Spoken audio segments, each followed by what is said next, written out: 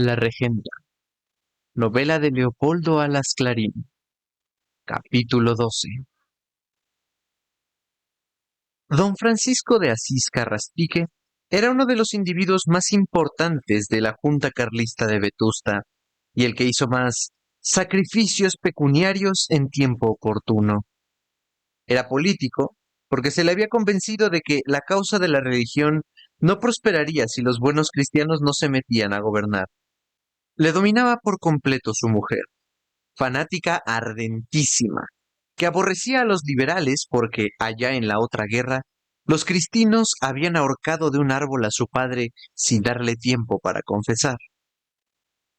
Carraspique frisaba con los 60 años y no se distinguía ni por su valor ni por sus dotes de gobierno.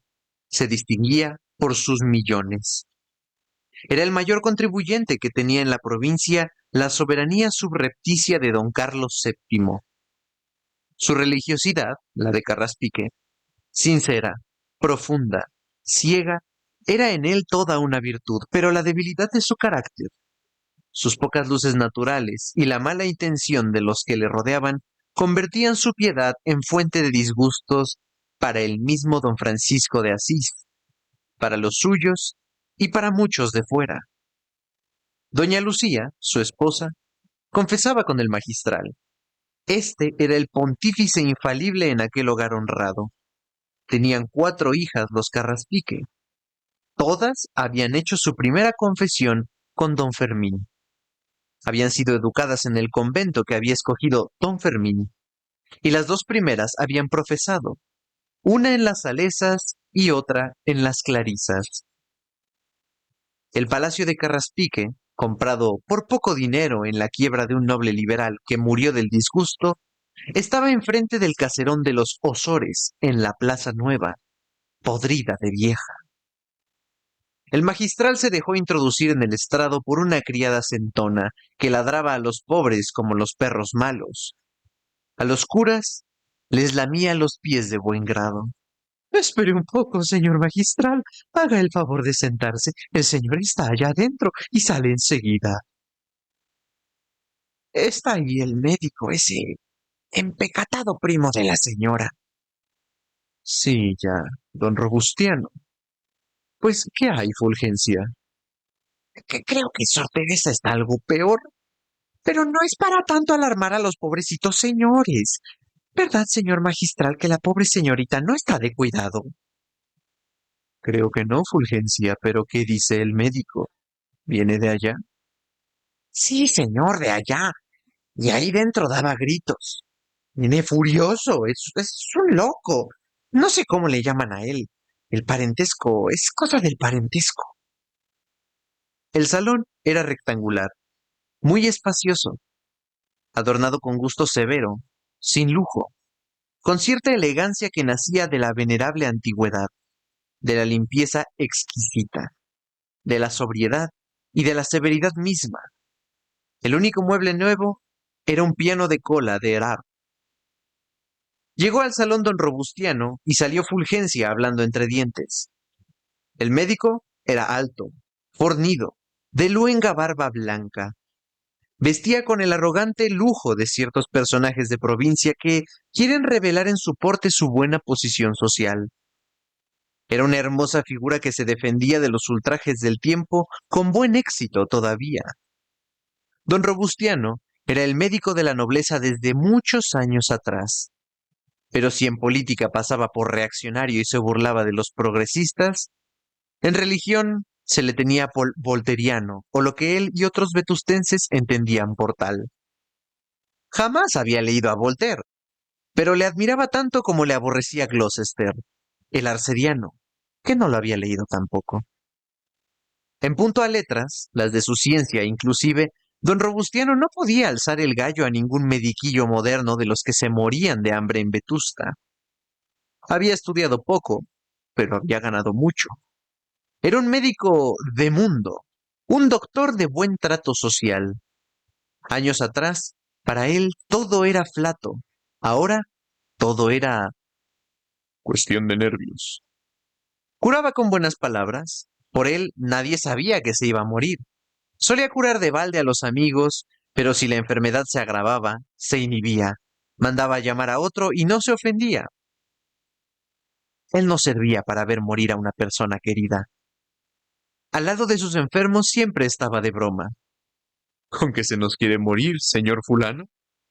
Pues vive Dios que lo hemos de ver, etcétera, etcétera. Esta era una frase sacramental, pero tenía otras muchas. Así se había hecho rico. No usaba términos técnicos porque, según él, a los profanos no se les ha de asustar con griego y latín.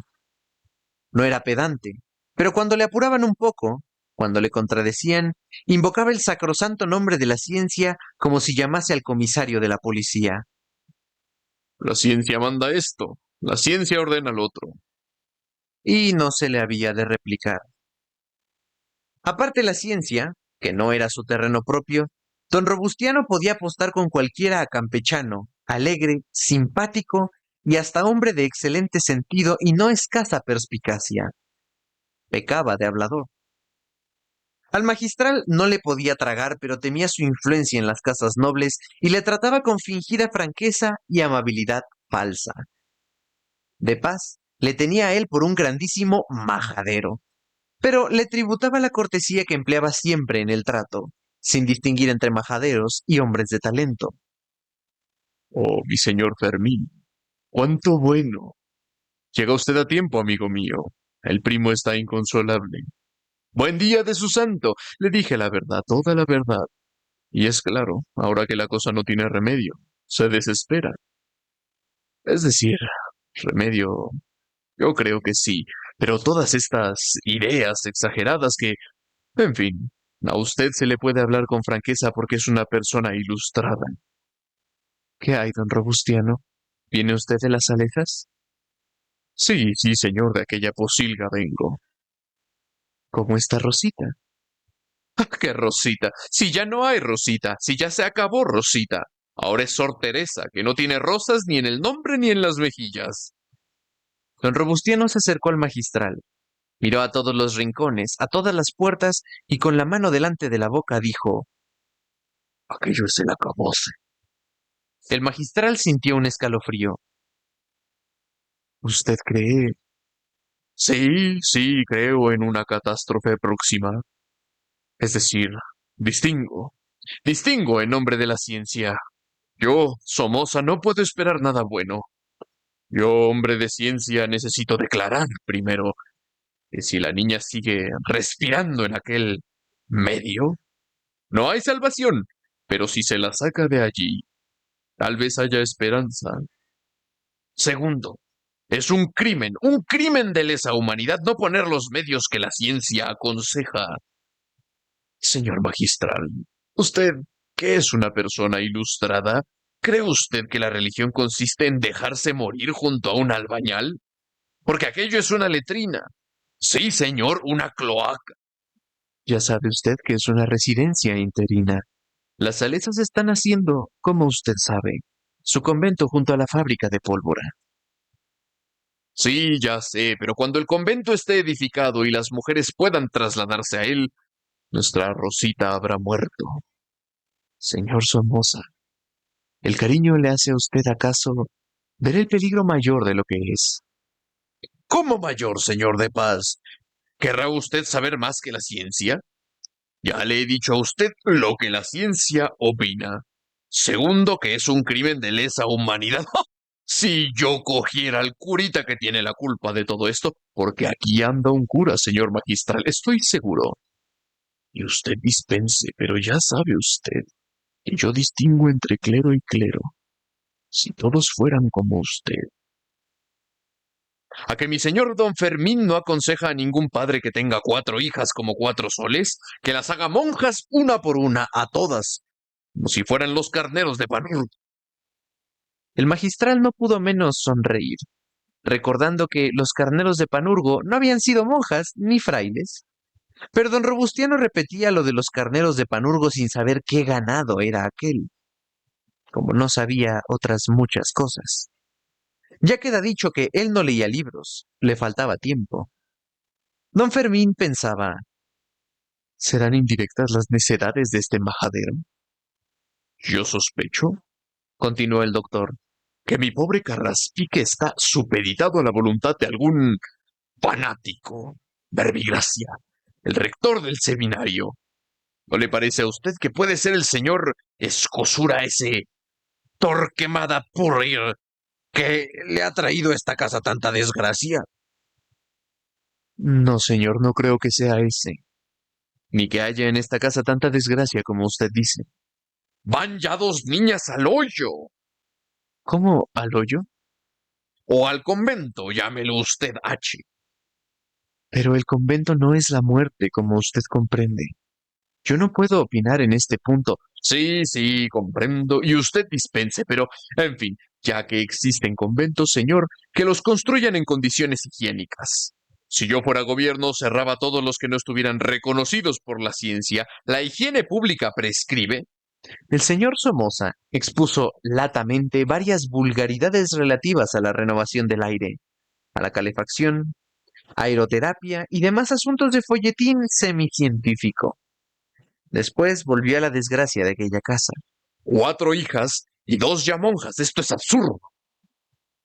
No, señor, absurdo no, porque son ellas las que libremente escogen. Libremente, libremente ríase usted, señor magistral. Ríase usted, que es una persona tan ilustrada, de esa pretendida libertad.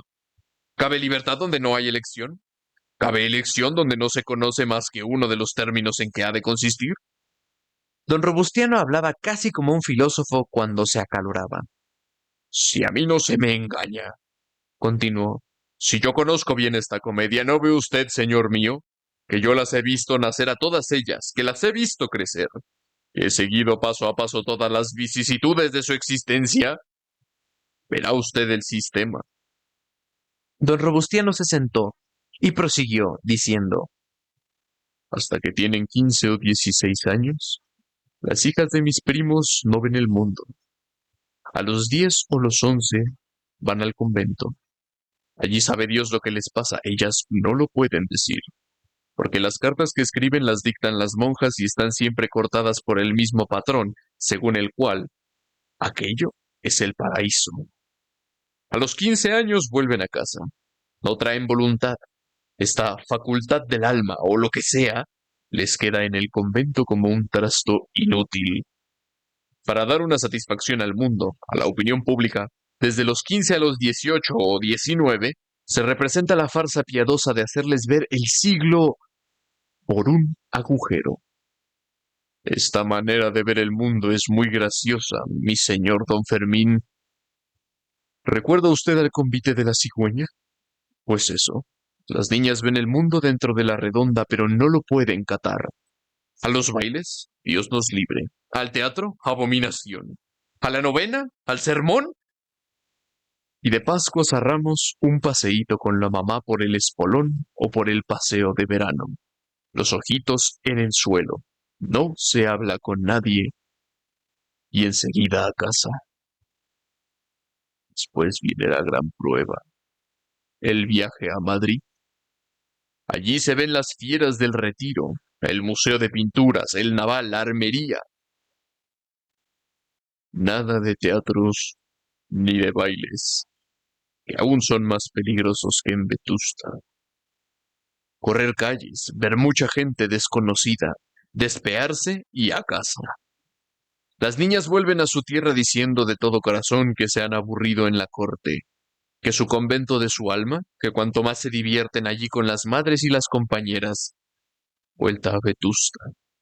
Un mozalbete se enamora de cualquiera de las niñas. Va de retro. Se le despide con cajas destempladas.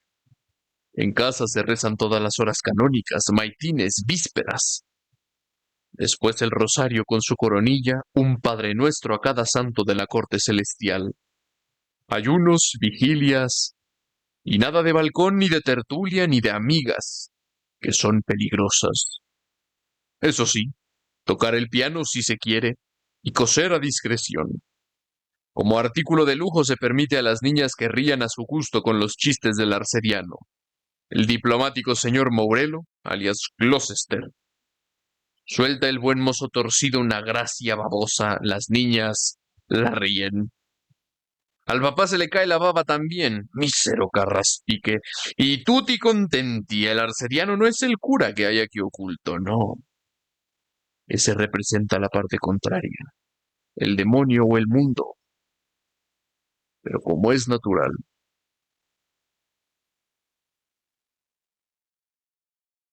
a las niñas les parece que el atractivo mundanal, reducido al gracejo de Mourelo, es poca cosa. Y en cambio el claustro ofrece goces puros y cierta libertad. Sí, señor, cierta libertad. Si se compara con la vida archimonástica de lo que yo llamo la regla de doña Lucía, mi prima carnal.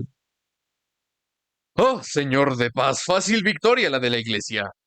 Las niñas en vista de que Vetusta es andar de templo en templo con los ojos bajos, Madrid ir de museo en museo rompiéndose los pies y tropezando. El hogar un cuartel místico, con chistes de cura por todo encanto. Resuelven libremente meterse monjas para gozar un poco de autonomía, como dicen los liberalotes, que nos dan una libertad parecida a la que gozan las hijas del carraspique. El magistral oyó con paciencia el discurso del médico y por decir algo, dijo, no podrá usted negar que en esta casa el trato es jovial, franco, a 100 leguas de toda gazmoñería. ¡Otra farsa! No sé quién diablos ha enseñado a mi prima esta comedia. El que entra aquí piensa que es calumnia lo que se cuenta de la rigidez monástica de este hogar honrado, pero aburrido. Las apariencias engañan. Esta alegría, sin saber por qué, estas bromitas de clerigalla y usted dispense esta tolerancia formal, puramente exterior, son disimulos para tapar la boca a los profanos. El magistral miraba al médico con gran curiosidad y algo de asombro. ¿Cómo aquel hombre de tan escasas luces discurría así en tal materia? ¿Sabía Somoza que era él y nadie más el cura oculto, el jefe espiritual de aquella casa? Si lo sabía, ¿cómo le hablaba así? ¿También los tontos tenían el arte de disimular? Entró Carraspique en el salón. Traía los ojos húmedos de recientes lágrimas. Abrazó al magistral y le suplicó fervorosamente que fuese a las salesas a ver cómo estaba su hija. Él no tenía valor para ir en persona. Don Fermín prometió ir aquel mismo día. Somoza volvió a escribir la falta de condiciones higiénicas del convento. ¿Pero qué quieres que haga, primo mío? Hijo, yo nada. Yo no quiero nada porque sé cómo eres. Pero lo que digo es lo siguiente. La niña está enferma, y no por culpa suya. Su naturaleza era fuerte. En su constitución no hay vicio alguno, pero no le da el sol nunca y se le está comiendo la humedad. Necesita calor y no lo tiene. Luz y allí le falta. Aire puro y allí se respira la peste. Ejercicio y allí no se mueve. Distracciones y allí no las hay. Buen alimento y allí come mal y poco. Pero no importa. Dios está satisfecho, por lo visto. ¿Cuál es la perfección? La vida entre dos alcantarillas. ¿El mundo está perdido? Pues vámonos a vivir metiditos en un inodoro. Y como esta palabra, si bien le parecía culta, no expresaba lo que él quería, sino lo contrario, añadió, Es un inodoro, que es la antítesis, así dijo, de un inodoro. En fin, señores, prosiguió. Ustedes defienden el absurdo y aquí no llega mi paciencia. Resumen, la ciencia ofrece la salud de Rosita con aires de aldea, allá junto al mar. Vida alegre, buenos alimentos, carne y leche sobre todo. Sin esto no respondo de nada. tomó el sombrero y el bastón de puño de oro, saludó con una cabezada al magistral y salió murmurando. A lo menos San Simeón Estilita estaba sobre una columna, pero no era una columna. Este orden no era un estercolero. Doña Lucía se presentó y con un gesto displicente contestó a las palabras de su primo que había oído desde lejos. Es un loco, hay que dejarme. Pero nos quiere mucho, advirtió Carraspique. Pero es un loco, haciéndole un favor. El magistral, con buenas palabras, vino a decir lo mismo. No había que hacer caso de Somoza, era un sectario. Ciertamente, el convento provisional de las Salesas no era una buena vivienda. Estaba situado en un barrio bajo, en lo más hondo de una vertiente del terreno, sin sol. Allí desahogaban las mal construidas alcantarillas de gran parte de la encimada y, en efecto, en algunas celdas la humedad traspasaba las paredes y había grietas. No cabía negar que a veces los olores eran insufribles. Tales miasmas no podían ser saludables, pero todo aquello duraría poco. Y Rosita no estaba tan mal como el médico decía. El de las monjas aseguraba que no, y que sacarla de allí, sola, separarla de sus queridas compañeras, de su vida regular, hubiera sido matarla. Después don Fermín consideró la cuestión desde el punto de vista religioso. Había algo más que el cuerpo. Aquellos argumentos puramente humanos, mundanos, que se podían oponer a Somoza y otros como él, eran lo de menos. Lo principal era mirar si había escándalo en precipitarse y tomar medidas que alarmasen la opinión. Por culpa de ellos, por culpa de un excesivo cariño, de una extremada solicitud, podían dar pábulo a la maledicencia. ¿Qué esperaban sino eso los enemigos de la Iglesia? Se diría que el convento de las Salesas era un matadero, que la religión conducía a la juventud lozana a aquella letrina a pudrirse. Se dirían tantas cosas. No, no era posible tomar todavía ninguna medida radical, había que esperar. Por lo demás, él iría a ver a Sor Teresa. Sí, don Fermín, por Dios, exclamó doña Lucía, juntando las manos. Segura estoy de que recobrará la salud aquella querida niña si usted le lleva el consuelo de su palabra. No se atrevía a llamarla su hija, la creía de Dios, y solo de Dios. Después se habló de otra cosa. Aunque no había tratado nunca directamente el asunto, se había convenido, por un acuerdo tácito, que las dos niñas últimas no serían monjas, a no haber en ellas una vocación superior a toda resistencia prudente y moderada. Este implícito convenio era una imposición de la conciencia o del miedo a la opinión del mundo. La mayor de aquellas dos niñas tenía un pretendiente. El magistral venía a desahuciarlo. Era un impío. ¿Un impío, Ronsal? ¿Su amigo de usted? Se atrevió a decir Carraspique. Sí, don Francisco, mi amigo. Pero lo primero es lo primero. Yo sacrifico al amigo tratándose de la felicidad de su hija de ustedes. Una lágrima, de las pocas que tenía, rodó por el rostro de la señora de la casa. Más estético y más simétrico hubiera sido que las lágrimas fueran dos, pero no fue más que una. La del otro ojo debió de brotar tan pequeña que la sequedad de aquellos párpados siempre enjutos la tragó antes de que asomara. La lágrima era de agradecimiento.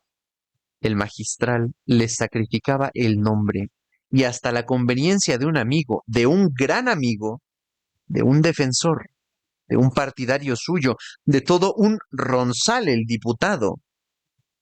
Bien hacía ella en entregar las llaves del corazón y de la conciencia a tal hombre, a aquel santo.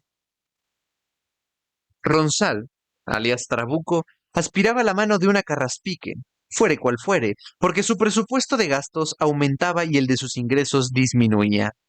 Y don Francisco de Asís era un millonario que educaba muy bien a sus hijas, pero el magistral tenía otros proyectos. ¿Un impío, Ronsal? Preguntó asustado Carraspique. Sí, un impío, relativamente. No basta que la religión esté en los labios. No basta que se respete a la Iglesia y hasta se la proteja. En la política y en el trato social es necesario contentarse con eso muchas veces, en los tiempos tristes que ya alcanzamos. Pero eso es otra cosa. Ronsal, Comparado con otros, con Mesía, por ejemplo, es un buen cristiano, aún el mismo Mesía, que al cabo no se ha separado de la iglesia, es católico, religioso, comparado con don Pompeyo Guimarán, el ateo. Pero ni Mesía ni Ronsal son hombres de fe y menos de piedad suficiente. ¿Daría usted una hija a don Álvaro? ¡Antes muerta! Pues Ronsal, aunque se llama conservador y quiere la unidad católica y otros principios que contiene a nuestra política, no es buen cristiano. No lo es como se necesita que lo sea el marido de una carraspique. Aquel calor con que defendía los intereses espirituales de la familia les llegaba al alma a los amos de la casa. Ronsal fue desahuciado. El magistral habló todavía de otros asuntos. Había que hacer nuevos desembolsos, limosnas, grandes limosnas para Roma. Una de las hermanitas de los pobres que iban a comprar una casa, limosna para la santa obra del catecismo, limosna para la novena de la Concepción porque habría que pagar caro un predicador, jesuita, que vendría desde muy lejos. Era mucho, sí, pero si los buenos católicos, que todavía tenían algo, no se sacrificaban, ¿qué sería de la fe? Si otros pudieran, suspiró doña Lucía al oír esto. Había comprendido. El magistral quería decir que si él fuese rico, su dinero sería de San Pedro y de las instituciones piadosas. Y pensar que había quien calumniaba a aquel santo, suponiéndole cargado de oro. Don Fermín, antes de salir de aquella casa, donde su imperio no tenía límites, volvió a prometer una visita a las Salesas. Pero no había que alarmarse ni perder la paciencia. En el último trance, se atrevió a decir cuando ya lo creyó oportuno: suceda lo que Dios quiera. Si es preciso sufrir por el bien de la fe una prueba terrible, se sufrirá. Porque el nombre de cristiano obliga a eso y a mucho más. Allí, don Fermín no decía que la virtud era fácil. Era poco menos que imposible. La salvación se conseguía a costa de mucho padecer y la alcanzaban muy pocos. La voz del magistral, en el estilo terrorista, no era menos dulce que cuando sus ideas eran también melosas. La de salvación sonaba como la flauta del dios Pan al decir: Dios misericordioso, pero justo. Aquella lengua imitaba el susurro del aura entre las flores. Nunca hablaba del fuego del infierno a los carraspique. Eran tormentos de la conciencia los que les ofrecía para el caso probable de no salvarse, a pesar de tantos disgustos.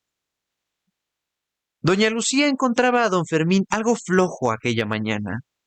No hablaba con la sublime unción de otras veces. Su pesimismo piadoso le salía a duras penas de los labios.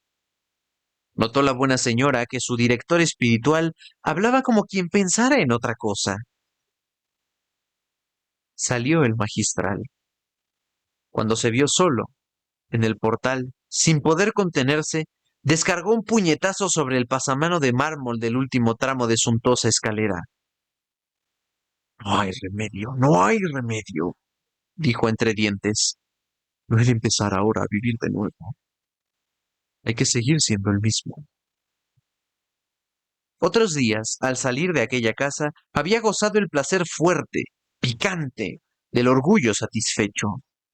El dominio de las almas, que allí ejercía en absoluto, le daba al amor propio una dulce complacencia. Pero ahora nada de eso. No salía contento. Había procurado abreviar la visita, suprimiendo palabras en sus piadosas arengas. Aquel idiota de don Robustiano lo había puesto de mal humor. Eso debía ser. Necesitaba arrojar la careta, dar rienda suelta a su mal ánimo, pisar algo con ira. Se dirigió a Palacio. Así se llamaba por antonomasia el del obispo. Sumido en la sombra de la catedral, ocupaba un lado entero de la plazuela húmeda y estrecha que llamaban la Corralada. Era el palacio un apéndice de la basílica, coetáneo de la torre, pero de peor gusto, remendado muchas veces en el siglo pasado y en el presente, con emplastos de cal y sin apismos de barro parecía un inválido de la arquitectura, y la fachada principal renovada, recargada de adornos churriguerescos, sobre todo en la puerta y el balcón de encima, le daba un aspecto grotesco de viejo verde. El magistral dejó atrás el zaguán, grande, frío y desnudo, no muy limpio. Cruzó un patio cuadrado con algunas acacias raquíticas y parterres de flores mustias. Subió una escalera cuyo primer tramo era una piedra y los demás de castaño casi podrido. Y después de un corredor cerrado con mampostería y ventanas estrechas, encontró una antesala, donde los familiares del obispo jugaban al tute. La presencia del provisor interrumpió el juego. Los familiares se pusieron de pie y uno de ellos, hermoso, rubio, de movimientos suaves y ondulantes, de pulquérrimo traje talar, perfumado, abrió una mampara forrada de damasco color cereza. De lo mismo estaba tapizada toda la estancia que se vio entonces y que atravesó de paz sin detenerse. ¿Dónde estará don Anacleto? Creo que tiene visitas, respondió el paje. Unas señoras. ¿Qué señoras? Don Anacleto encogió los hombros con mucha gracia y sonrió. Don Fermín vaciló un momento y dio un paso atrás, pero enseguida volvió a adelantarlo y abrió una puerta de escape, por donde desapareció. Después de pasar salas y pasadizos, llegó al salón claro, como se llamaba en palacio el que destinaba el obispo a sus visitas particulares. Era un rectángulo de 30 pies de largo por 20 de ancho, de techo muy alto cargado de artesones platerescos de nogal oscuro. Las paredes pintadas de blanco brillante, con medias cañas a cuadros dorados y estrechas, reflejaban los torrentes de luz que entraban por los balcones, abiertos de par en par a toda aquella alegría. Los muebles forrados de damasco amarillo, barnizados de blanco también, de un lujo anticuado, bonachón y simpático, reían a carcajadas, con sus contorsiones de madera retorcida, ora en curvas panzonas, ora en columnas salomónicas. Los brazos de las butacas parecían puestos en jarras. Los pies de las consolas hacían piruetas. No había estera ni alfombra, a no contar la que rendía homenaje al sofá. Era de moqueta y representaba un canastillo de rosas encarnadas, verdes y azules. Era el gusto de su ilustrísima. De las paredes de norte y sur pendían sendos cuadros de cenceño, pero retocados con colores chillones que daban gloria. Los otros muros los adornaban grandes grabados ingleses con marco de ébano. Allí estaban Judith, Esther, Dalila y Rebeca en los momentos críticos de su respectiva historia. Un Cristo crucificado de marfil sobre una consola, delante de un espejo que lo retrataba por la espalda. Miraba sin quitarle ojo a su Santa Madre de mármol y de doble tamaño que él, colocada sobre la consola de enfrente. No había más santos en el salón ni otra cosa que revelase la morada de un mitrado. El ilustrísimo señor don Fortunato Camoirán, obispo de Vetusta, dejaba al provisor gobernar la diócesis a su antojo, pero en su salón no había de tocar. Por esto habían valido poco las amonestaciones de don Fermín para que Fortunato se abstuviese de adornar los balcones con jaulas pobres, pero alegres, en que saltaban y alborotaban aturdiendo al mundo jilgueros y canarios, que en honor de la verdad parecían locos. Gracias que no llevo mis pájaros a la catedral para que canten el Gloria cuando celebro el pontifical. Cuando yo era párroco de los Veguellinas, jilgueros y alondras, y hasta pardales cantaban y silbaban en el coro, y era una delicia oírlos. Fortunato era un santo alegre, que no podía haber una irreverencia donde se podía admirar y amar una obra de Dios. Gloucester, el maquiavélico arcediano, opinaba que el obispo, pero este era su secreto, no estaba a la altura de su cargo. No basta con ser bueno, decía. Para gobernar una diócesis, ni los poetas sirven para ministros, ni los místicos para obispos. Esta opinión era la más corriente entre el clero del obispado. Los señores de la Junta Carlista creían lo mismo. Jamás habían podido contar para nada con el obispo. ¿Qué resultaba de aquella excesiva piedad? Que su ilustrísima se abandonaba en brazos del provisor para todo lo referente al gobierno de la diócesis. Esto, según unos, era la perdición del clero y el culto. Según otros, una gran fortuna, pero todos convenían en que el bueno de Camoirán no tenía voluntad. Era cierto que había aceptado la mitra a condición de escoger, sin que valieran recomendaciones, una persona de su confianza en quien depositar los cuidados del gobierno eclesiástico. El magistral era sin duda el hombre de más talento que él había conocido. Además, doña Paula, cuando su hijo era un humilde seminarista, había servido en calidad de ama de llaves a Camoirán, a la sazón canónigo de Astorga. Desde entonces, aquella mujer de hierro había dominado al pobre santo de cera. El hijo, ayudado por la madre, continuó la tiranía y, como decían ellos, le tenían en un puño. Y él estaba así, muy contento. ¿Cómo había llegado a obispo? En una época de nombramientos de intriga, de complacencias palaciegas, para aplacar las quejas de la opinión, se buscó a un santo a quien dar una mitra y se encontró al canónigo Camoirán. Llegó a Vetusta echando bendiciones y recibiéndolas del pueblo. Con gran escándalo de su corazón sencillo y humilde, se contaban maravillas de su virtud y casi le atribuyeron milagros. En cierta ocasión, cuando hacía su visita a las parroquias de los Vericuetos, en el riñón de la montaña, jinete en un borrico, bordeando abismos entre la nieve, se le presentó una madre desesperada con su hijo en brazos. Una víbora había mordido al niño. ¡Sálvemelo, sálvemelo! Gritaba la madre, de rodillas, cerrando el paso al borrico. Sí, yo no sé, gritaba el obispo, desesperado, temiendo por la vida del angelillo. Sí, sí, tú que eres santo. El cauterío, pero yo no sé. Un milagro, repetía la madre.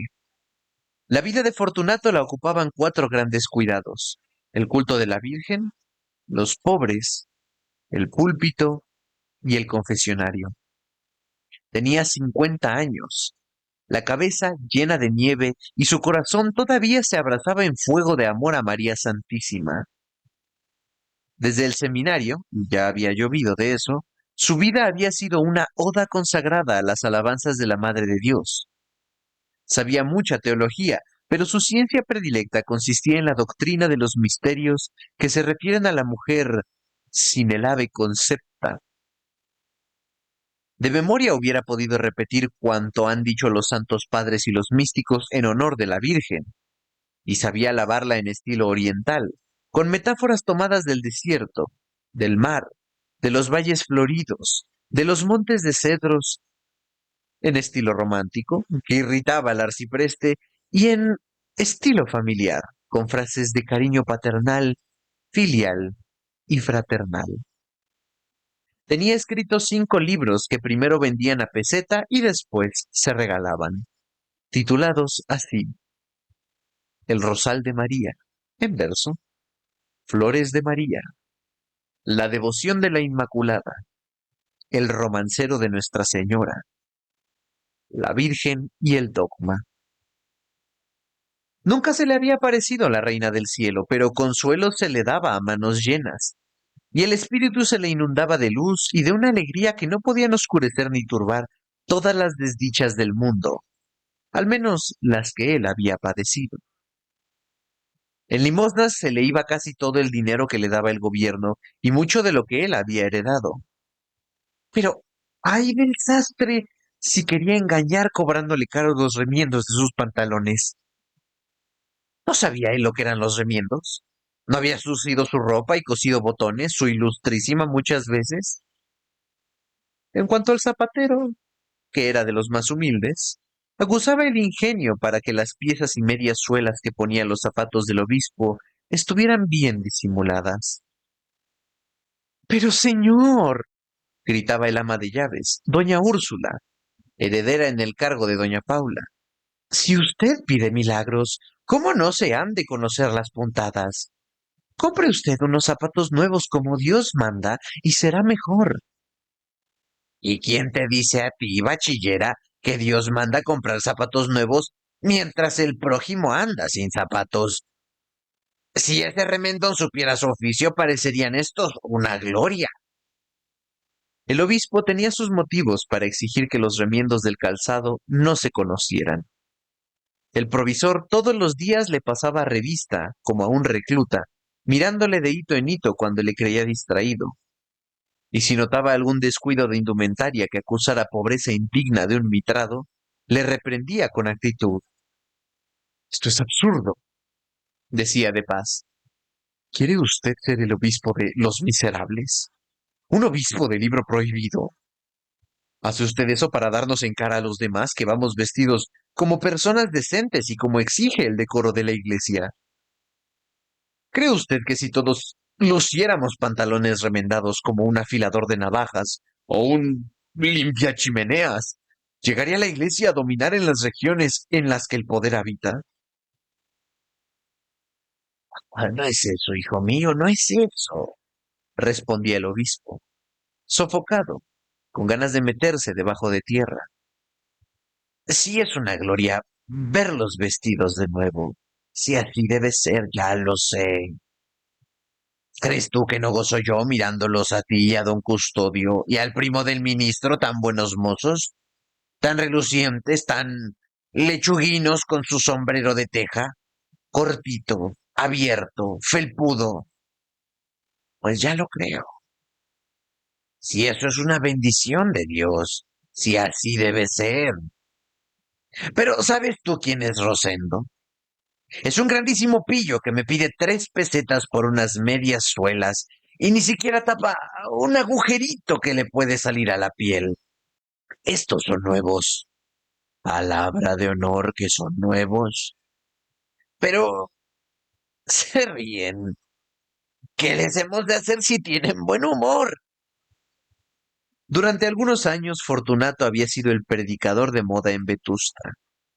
Su antecesor rara vez subía al púlpito y al verle a él en la cátedra del Espíritu Santo casi todos los días, despertó la curiosidad primero, después el interés y hasta el entusiasmo de los fieles. Su elocuencia era espontánea, ardiente, improvisaba, era un orador verdadero, valía más que en el papel, en el púlpito, en la ocasión. Hablaba de repente, llamas de amor místico subían de su corazón hasta su cerebro y el púlpito se convertía en un pebetero de poesía religiosa cuyos perfumes inundaban al templo, penetraban las almas. Sin pensar en ello, Fortunato poseía el arte supremo del escalofrío. Sí, lo sentía el auditorio al oír aquella palabra de unión elocuente y santa. La caridad en sus labios era la necesidad suprema, la belleza suma el mayor placer. Cuando Fortunato bajaba de la cátedra deseando a todos la gloria de los siglos, la unción del prelado corría por el templo como una influencia magnética. Parecía que si se tocaban los cuerpos iban a saltar chispas de caridad eléctrica. El entusiasmo, la conversión se leían en miradas y sonrisas. En aquellos momentos, los vetustenses tomaban en serio lo de ser todos hermanos. Pero esto había sido al principio. Después, el público empezó a cansarse. Decían que el obispo se prodigaba demasiado. El magistral no se prodigaba. Estudia más los sermones, decían unos. Es más profundo, aunque menos ardiente. Y más elegante en el decir.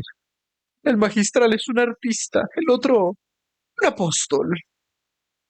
Hacía mucho tiempo que Gloucester, el arcediano, no se explicaba por qué gustaba el obispo como predicador. Él confesaba que no entendía aquello. Era demasiado florido. Para Gloucester no pasaba de mera retórica aquello de abrazarse en amor del prójimo. Le sonaba a hueco. ¿Y el dogma?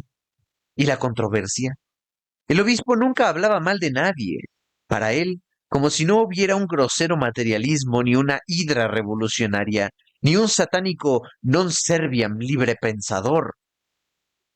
En concepto de Gloucester, Camoirán había comenzado a desacreditarse en los sermones de la audiencia.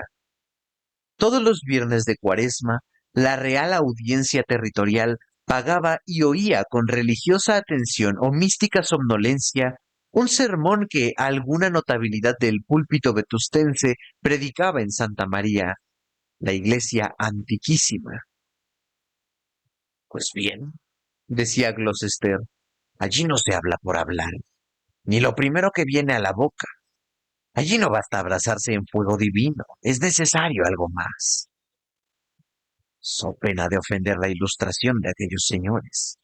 Se habla a jurisconsultos, a hombres de ciencia, señor mío, y hay que tentarse la ropa antes de subir a la cátedra sagrada.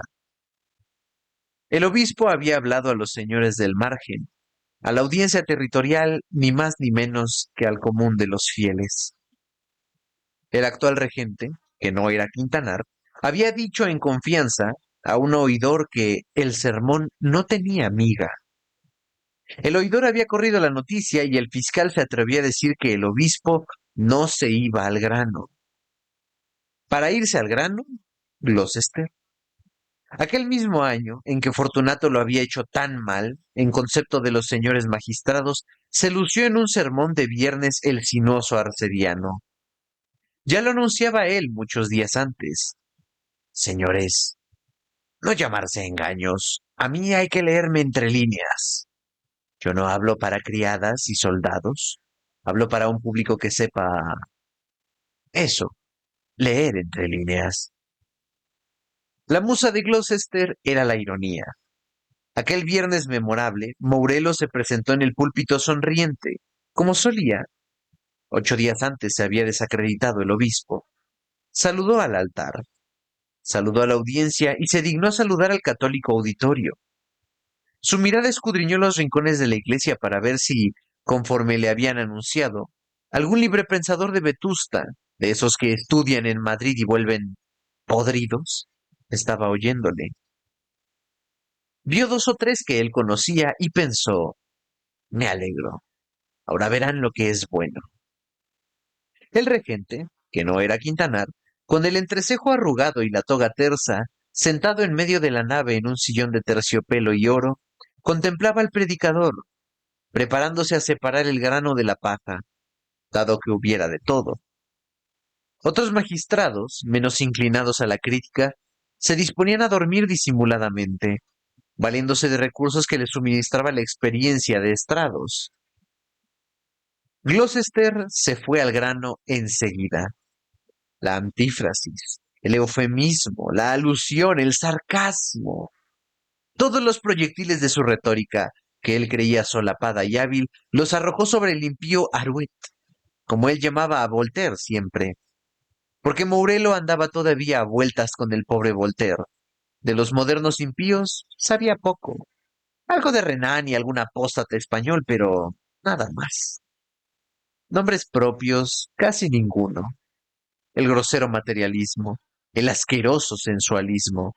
Los cerdos de los establos de Epicuro y otras colectividades así hacían el gasto, pero nada de Strauss, ni de las luchas exegéticas de la Tubinga y Gotinga. Amigo, esto quedaba para el magistral, con no poca envidia de Gloucester. Voltaire, y a veces el extraviado filósofo ginebrino, pagaban el pato, pero no.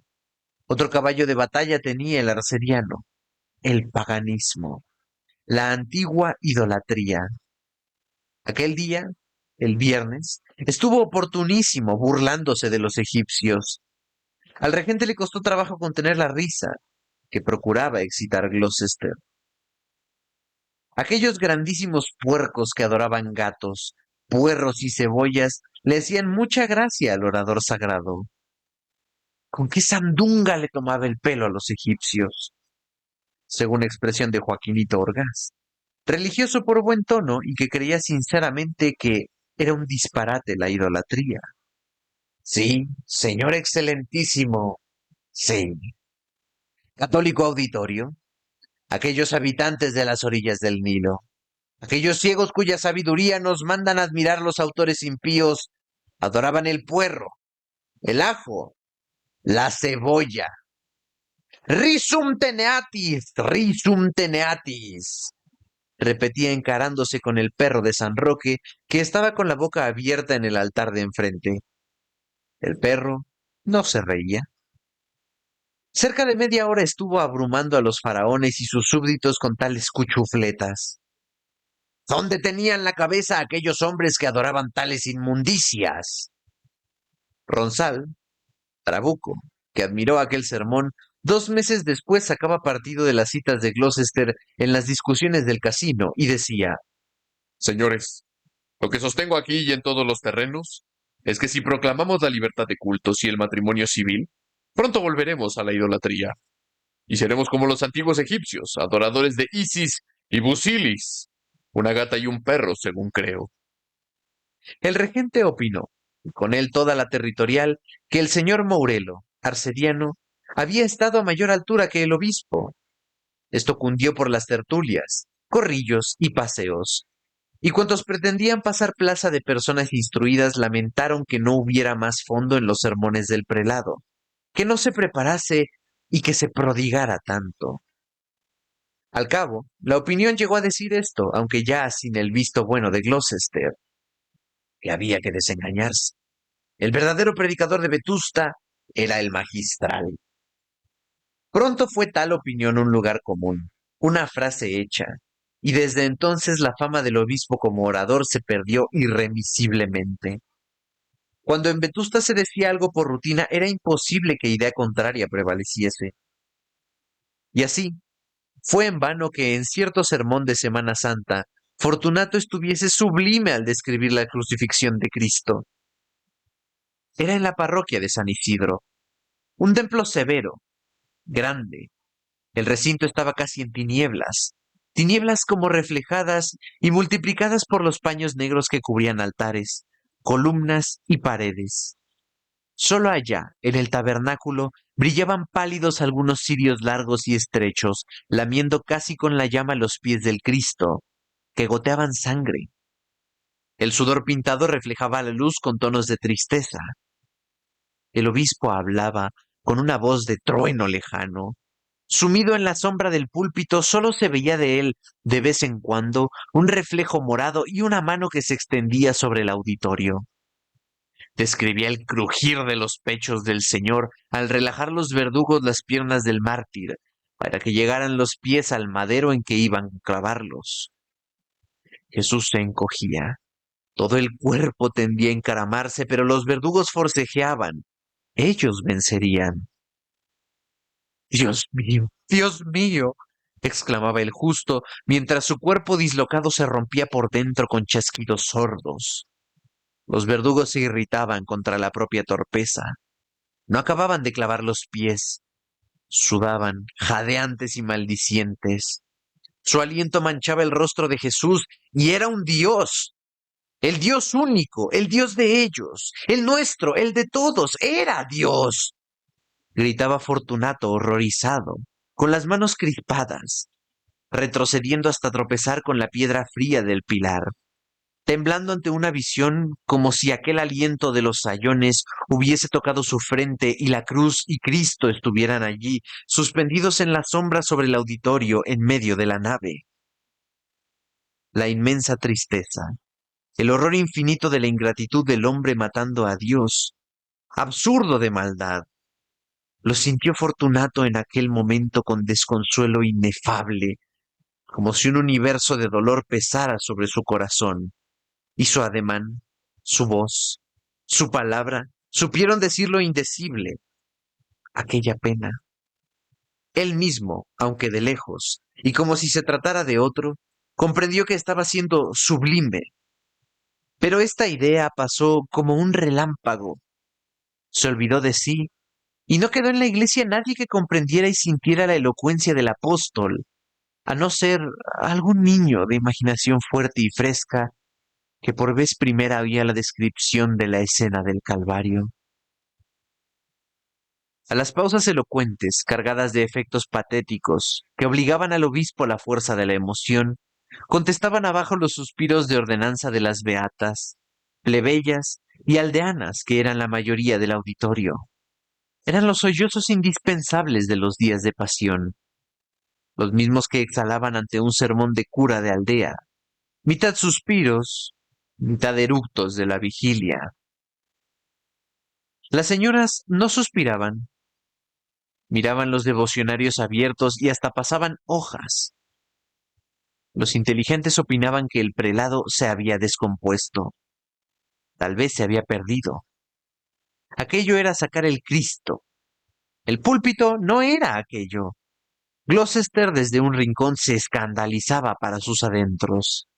Pero eso es un cómico, pensaba, y pensaba repetirlo saliendo. Quería haber encontrado una frase. Pero eso es un cómico. El magistral no era cómico, ni trágico, ni épico. No le gustaba sacar el Cristo. En general prescindía en sus sermones de la epopeya cristiana y pocas veces predicó en la Semana de Pasión. Rehuía los lugares comunes, según don Saturnino Bermúdez. La verdad era que, de Paz, no tenía en su imaginación la fuerza plástica necesaria para pintar las escenas del Nuevo Testamento con alguna originalidad y con vigor.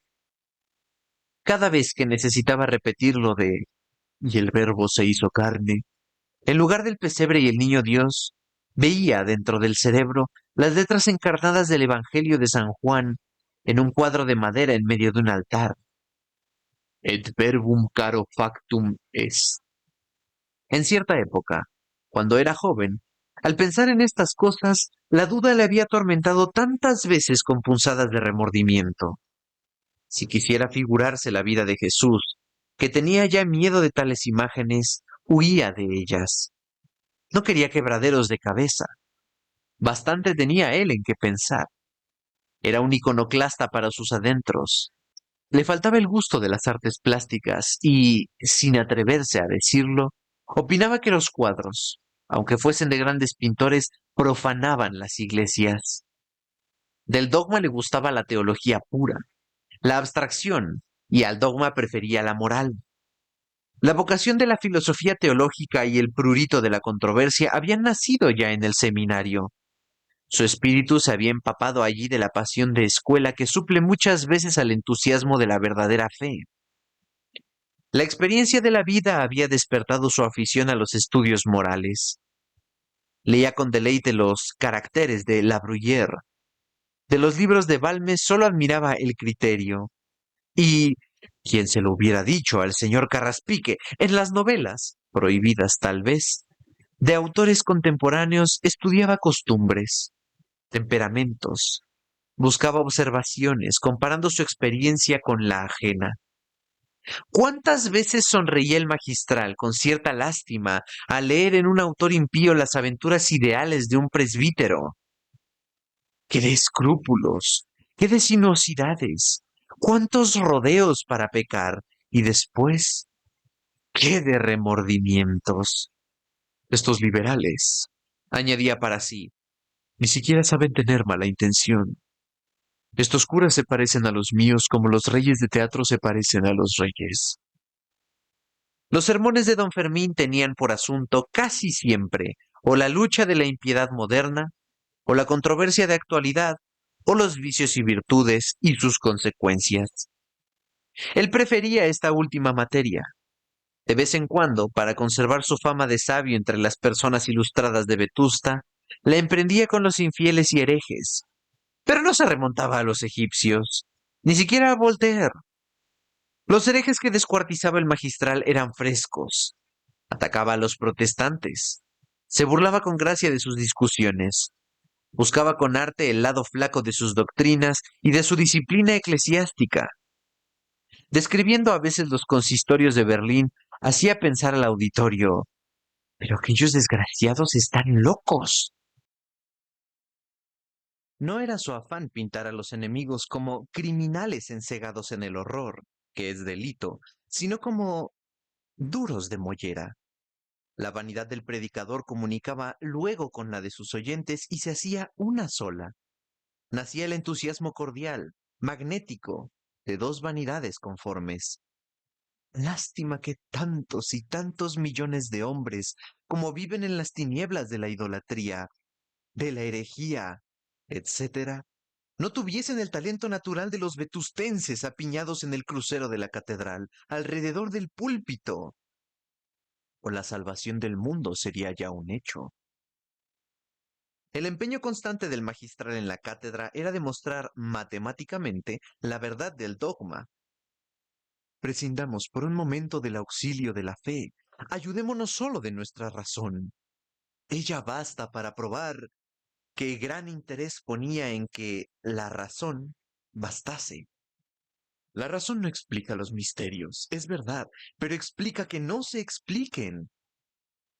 Esto es mecánico, repetía, descendiendo gustoso al estilo familiar. En tales momentos su elocuencia era sincera. Cuando traía entre ceja y ceja un argumento, cuando se esforzaba en demostrar por su A más B teológico racional cualquier artículo de fe, hablaba con calor, con entusiasmo. Entonces, solo se descomponía un poco. Dejaba los ademanes acompasados, suaves, académicos, y encogía las piernas. Se bajaba como un cazador en acecho para disparar sobre el argumento contrario. Daba palmadas rápidas, sin medida, sobre el púlpito. Se arrugaba su frente, se erizaban las puntas de acero que tenía en los ojos y la voz se transformaba en trompeta desapacible y algo ronca. Pero, ¡ay! Esto era perderse. Su público no entendía aquello y de paz volvía a ser quien era. Se erguía, doblaba las puntas de acero y tornaba a descargar citas sobre los abrumadores vetustenses que salían de allí con jaqueca diciendo: ¡Qué hombre, qué sabiduría! ¿Cuándo aprenderá estas cosas? Sus días deben de ser de 48 horas. Las damas, aunque admiraban también aquello de que Renan copia a los alemanes, y lo de que no hay más sabios que el padre Secchi y otros 5 o 6 jesuitas, con lo demás de Gotinga y de Tubinga y lo del orientalista Opert, etcétera, etcétera, preferían oír al magistral en sus sermones de costumbres. Y él también prefería agradar a las señoras. Si en los asuntos dogmáticos buscaba el auxilio de la sana razón, en los temas de moral iba siempre a parar a la utilidad. La salvación era un negocio, el gran negocio de la vida. Parecía un bastiat del púlpito. El interés y la caridad son una misma cosa. Ser bueno es entenderla. Los muchos indianos que oían al magistral sonreían de placer ante aquellas fórmulas de la salvación. ¿Quién se lo hubiera dicho? Después de haber hecho su fortuna en América, ahora en el país natal, sin moverse de casa, podían ganar fácilmente el cielo. Habían nacido de pie. Según De Paz, los malvados eran los tontos, como los herejes. Y también aquello era mecánico, como lo demostraba su A más B. Pintaba a veces, con rasgos dignos de Molière o de Balzac, el tipo del avaro, del borracho, del embustero, del jugador, del soberbio, del envidioso, y después de las vicisitudes de una existencia mísera, resultaba siempre que lo peor era para él. Su estudio más acabado era el del joven que se entrega a la lujuria. Lo presentaba primero fresco, colorado, alegre, como una flor, lleno de gracia, de sueños de grandeza, esperanza de los suyos y de la patria, y después seco, frío, hastiado, mustio, inútil.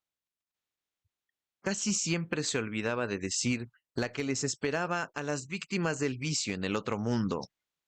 Aquella moral utilitaria la entendían las señoras y los indianos perfectamente. El resumen que hacían de ella en sus adentros era este: guarda, Fabio, ¿qué razón tiene? Pensaban muchas damas al oírle hablar del adulterio. Las más de estas eran mujeres honradas que no habían sido adúlteras, que no habían hecho más que tontear como todas. En ocasiones se les figuraba a las apasionadas de don Fermín que el imprudente contaba desde el púlpito lo que ellas le habían dicho en el confesionario. También en el tribunal de la penitencia había derrotado el provisor al obispo. Cuando Camoirán llegó a Vetusta, se vio acosado por el bello sexo de todas las clases. Todas querían al obispo por padre espiritual, pero en el confesionario se desacreditó antes que en el púlpito. Era tan soso y tenía la manga muy estrecha y sin gracia. Preguntaba poco, muy mal. Hablaba mucho y a todas les decía casi lo mismo. Además, era demasiado madrugador y ni siquiera guardaba consideraciones a las señoras delicadas. Se ponía en el confesionario al ser de día. Se le fue dejando poco a poco. Aquello de tener que mezclarse en la capilla de la Magdalena, del trasaltar, con multitud de criadas y beatas pobres, tenía muy poca gracia, y el obispo las iba llamando por rigurosa antigüedad, como en una peluquería, sin tener en cuenta si eran amas o criadas. Era demasiado hacer el apóstol, se quejaba. Era demasiado hacer el apóstol. Se le dejó. Pronto se vio rodeado nada más de populacho madrugador, canteros, albañiles, zapateros y armeros carlistas, beatas pobres, criadas tocadas de misticismo más o menos auténtico, chalequeras y ribeteadoras. Este fue su pueblo de penitentes bien pronto. Por eso él se quejaba muy afligido de las malas costumbres y de los muchos nacimientos ilegítimos que debía de haber, según su cuenta, si tan solo tratara con señoritas. En una ocasión llegó a decirle al gobernador civil: Hombre, ¿no estaría en sus atribuciones de usted prohibir el paseo de la zapatilla? Aludía el obispo al paseo de los artesanos en el bulevar, entre luz y luz. Creía que de allí y de los bailes peseteros del teatro nacía la corrupción creciente de Vetusta. Así era el buen Fortunato Camoirán, prelado de la diócesis exenta de Vetusta, la muy noble de Excorpe.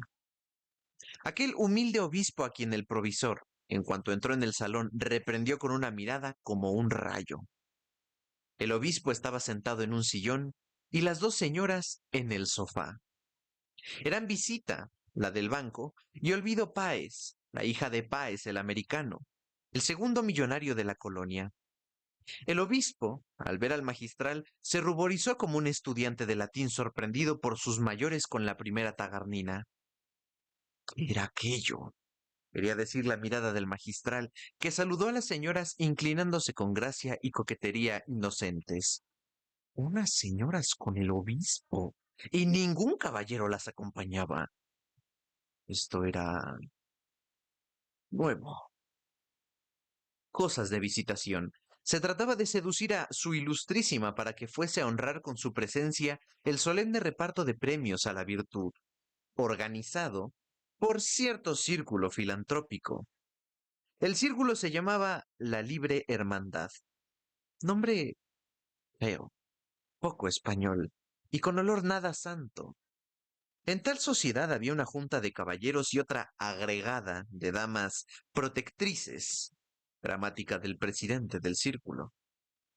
La Libre Hermandad se había fundado con ciertos aires de institución independiente de todo yugo religioso, y su primer presidente fue el señor don Pompeyo Guimarán, que de milagro no estaba excomulgado y que no comulgaba jamás. Era el círculo algo como una oposición a las hermanitas de los pobres, a la santa obra del catecismo, a las escuelas dominicales, etcétera, etcétera. Desde luego se le declaró la guerra por el elemento religioso, y a los pocos meses no había un pobre en todo el ayuntamiento de Vetusta que quisiera las limosnas, los premios, ni la enseñanza de la libre hermandad. Las niñas de las escuelas dominicales y los chiquillos del catecismo que cantaban por las calles, en vez de coplas profanas, el Santo Dios, Santo fuerte, Santo inmortal, y lo de Vengan y vamos todos con flores a María. Inventaron un cantar contra el círculo, que decía así: Los niños pobres no quieren, ir a la libre hermandad. Los niños pobres prefieren la cristiana caridad. La cristiana caridad y la perfección de la rima revelaban el estilo de don Custodio el beneficiado, que era, a tanto había llegado, director de las escuelas dominicales de niñas pobres. La libre hermandad se hubiera muerto de consunción sin el valeroso sacrificio de su presidente. Comprendió el señor Guimarán que los tiempos no estaban para secularizar la caridad y las primeras letras y presentó su dimisión.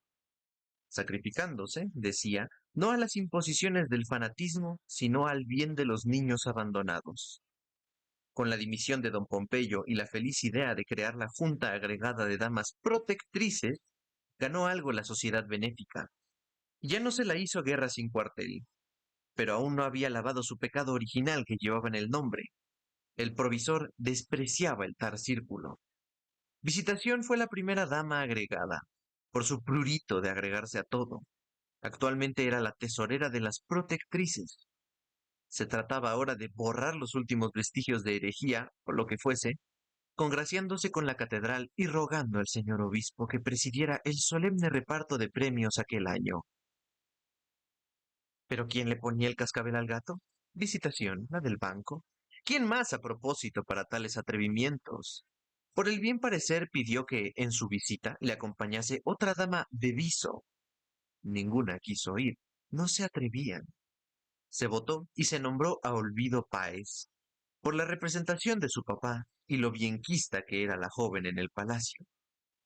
Sí, Decía en la junta visitación. que venga olvido. Así no creerá el magistral que el tiro va contra él, porque como a mí ni me puede ver. Y era verdad. El magistral despreciaba a la del banco y la tenía por una grandísima cualquier cosa. Era de las pocas señoras que ayudaban al arcediano en su conspiración contra el vicario general. Sin embargo, Visita confesaba a veces con don Fermín, a pesar de los desaires de éste. Ya sabía él a qué iba allí aquella buena pécora, pero chasco se llevaba, la confesaba por los mandamientos y se acabó. ¿Y qué más? Adelante, ¿y qué más? Estilo Ripamelán, a buena parte iba a la correveidile de Gloucester. Fortunato ya había dado la palabra de honor de ir a la solemne sesión de la Libre Hermandad. Esto, que al ver allí a la de Páez, su más fiel devota, agravó el mal humor del vicario. Le costó trabajo estar fino y cortés, y lo consiguió gracias a la costumbre de dominarse y disimular. Visitación se complacía en adivinar la cólera del provisor y le abrumaba a chistes y le mareaba con aquel atolondramiento que a él se le ponía en la boca del estómago. Pero señoras mías, dijo de paz, hablemos con formalidad un momento. ¿Qué? ¿Cómo se entiende? ¿Quiere usted recoger velas? ¿Que se desdiga su ilustrísima? Creo que... Nada, nada. La palabra es palabra. Nos vamos, nos vamos. Conversación. No oigo nada, vamos, olvido, no oigo, no oigo. Por una especie de milagro acústico, cada palabra de visitación sonaba como 7. Parecía que estaba allí perorando toda la junta de protectrices. Se levantó y se dirigió a la puerta, llevando como a remolque a la de Páez. El magistral protestó en vano.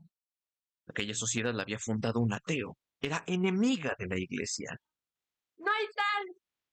Gritó desde la puerta Visita. Si así fuera, no figuraríamos nosotras como damas agregadas. Yo lo soy, advirtió la de Páez. Por empeño de esta que convenció a papá. Pero señores, si la libre hermandad ha cantado ya la palinodia, si desde que ingresamos en ella nosotras se acabó lo de la libertad y toda esa jarana. Tiene razón, se atrevió a decir el obispo, a quien todavía engañaba el aturdimiento postizo de la del banco. Tiene razón esa loquilla. No, no tiene tal, gritó el provisor, perdiendo un estribo por lo menos. No tiene tal y esto ha sido una imprudencia. Visita volvió la cara y sacó la lengua. ¿Cómo le trata? Pensó, envidiando a un hombre que osaba llamar imprudente al obispo. Las damas salieron, su ilustrísima quedó corrido y después de indicar al magistral que las acompañara por los pasillos estrechos y enrevesados, se puso a salvo, encerrándose en el oratorio para evitar explicaciones. El magistral no pensó en buscarle. La de Páez iba con la cabeza baja. Temía también una reprensión del prebendado. Este aprovechó un momento en que Visita se detuvo para saludar a una familia que ella había recomendado al obispo, y acercándose al oído de la joven, dijo en tono de paternal autoridad: Ha hecho usted muy mal, pero muy mal, en acompañar a esta loca. Pero si me votaron, si usted no fuera de esa junta. Papá lo espera a usted hoy a comer. Iba a escribirle yo misma, pero dese usted por convidado. Bueno, bueno. ¿No le gusta a usted oír las verdades? Lo que digo es que, papá, pues hoy no puedo ir a comer. Estoy convidado hace días. Otro Francisco que... Pero allá nos veremos dentro de una hora en cuanto despache deprisa y corriendo. Se despidieron. Las damas salieron a la calle y el provisor entró dejando atrás pasillos, galerías y salones en las oficinas del gobierno eclesiástico. Llegó a su despacho el señor vicario general y sin saludar a los que allí le esperaban, se sentó en un sillón de terciopelo carmesí, detrás de una mesa de ministro cargada de papeles atados con balduque. Apoyó los codos en el pupitre y escondió la cabeza entre las manos. Sabía que lo esperaban, que pretendían hablarle, pero fingían no notarlo. Esta era una de las muchas maneras que usaba para hacer sentir el peso de su tiranía. Así humillaba a los subalternos, despreciándolos hasta no verlos a dos pasos. Primero era su mal humor, un mal humor de color de pez. La bilis le llegaba a los dientes. ¿Por qué? Por nada. Ningún disgusto grave le habían dado. Pero tantas pequeñeces juntas le habían echado a perder aquel día que había creído feliz al ver el sol brillante, al lavarse alegre frente al espejo. Primero, su madre, tratándolo como un chiquillo, recordándole las calumnias con las que lo perseguían. Después las noticias alarmantes y las bromas necias del médico. Luego aquella visitación, la libre hermandad, olvidito faltando a la disciplina. Y sobre todo aquel demonio de obispo, abrumándolo con su humildad, recordándole nada más que con su presencia de liebre asustada toda una historia de santidad, de grandeza espiritual enfrente de la historia suya, la de don Fermín que, ¿para qué ocultárselo a sí mismo? Era poco edificante. Aquel paralelo eterno que estaba haciendo Fortunato sin saberlo irritaba al magistral, y ahora le irritaba más que nunca. Ahora le parecía que la superioridad intelectual del vicario era nada frente de la grandeza moral del obispo. Él era la única persona que sabía comprender todo el valor de Fortunato. Qué poéticas, qué nobles, qué espirituales le parecían ahora la virtud del otro, su elocuencia, su culto romántico de la Virgen y de las propias habilidades, qué ruines, qué prosaicas, su carácter fuerte y dominante, qué ridículo en el fondo. ¿A quién dominaba él? ¡Escarabajos! ¿Qué hay? Gritó en voz agria, levantando la cabeza y mirando a los escarabajos que tenía enfrente. Eran un clérigo que parecía seglar y un seglar que parecía clérigo. Mal afeitados los dos. Peor el sacerdote, que mostraba el rostro lleno de púas negras, ásperas.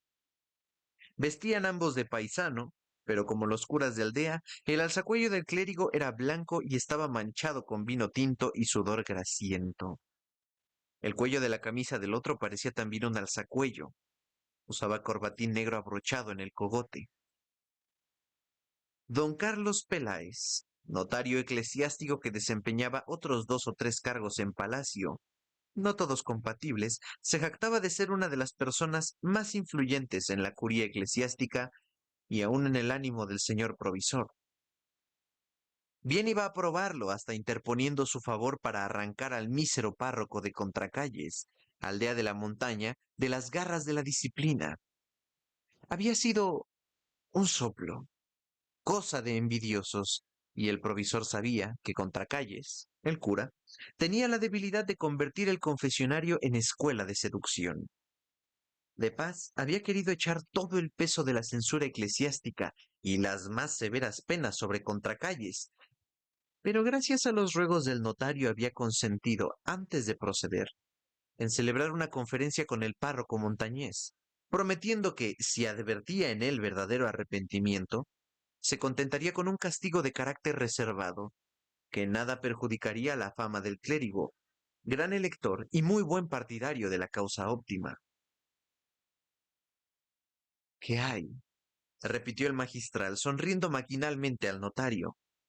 Peláez señaló a su compañero, que era un buen mozo, moreno, de cejas muy pobladas, ceño adusto, ojos de color de avellana que echaban fuego, boca grande, orejas puntiagudas, cuello muy robusto y abultada nuez.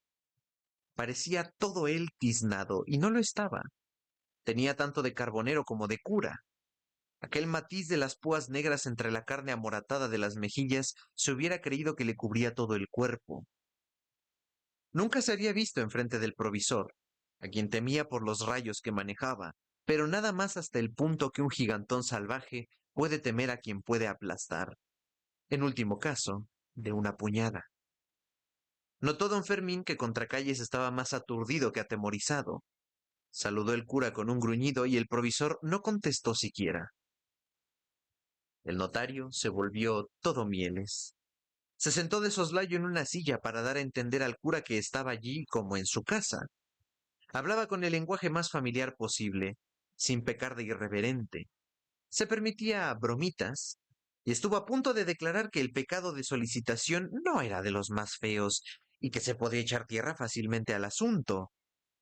Y como el magistral arrugase el ceño, Peláez mudó de conversación y habló con falso aturdimiento de las últimas elecciones y hasta aludió a las hazañas de cierto cura de la montaña que conocía él, que había metido el resuello en el cuerpo a una pareja de la Guardia Civil.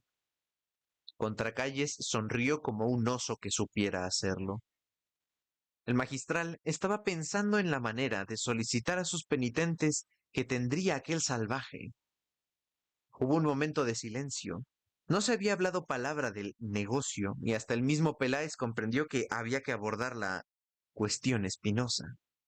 Don Fermín, recordando de repente su mal humor, sus contratiempos del día, se puso de pie, encarándose con el párroco, que también se levantó como si fueran a atacarle, y dijo con voz áspera: Señor mío, estoy enterado de todo, y tengo el disgusto de decirle que su asunto tiene muy mal arreglo.